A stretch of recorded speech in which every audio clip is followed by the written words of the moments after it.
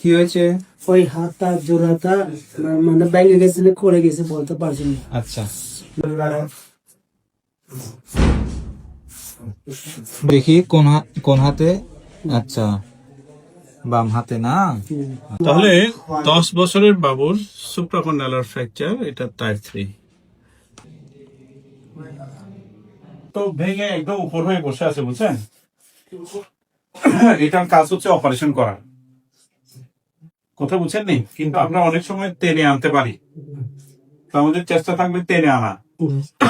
পুরোটা বাঁকা হয়ে বসে আছে, ফুলে আছে।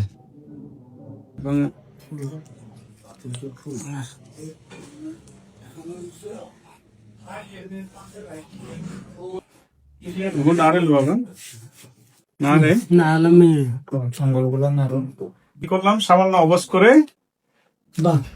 বসিয়ে কি করলাম, একটা প্লাস্টার করে দিছি না, জি স্যার। এরপর এক্সরে করতে দিলাম না। জি স্যার। এক্সরেতে কি দেখলেন, খুব সুন্দর করে চলে আসছে না? আমরা অবশ করে একটা চেক এক্সরে করাই। এই যে ল্যাটারাল ভিউ যেটা দেখা যাচ্ছে, এটা একদম খুব সুন্দর করে চলে আসছে। এপিভিউতে যেটা দেখা যাচ্ছে, এটাতে মনে হয় যেন ভাঙাই নাই। জি স্যার। তাহলে এটার অপারেশন লাগবে না।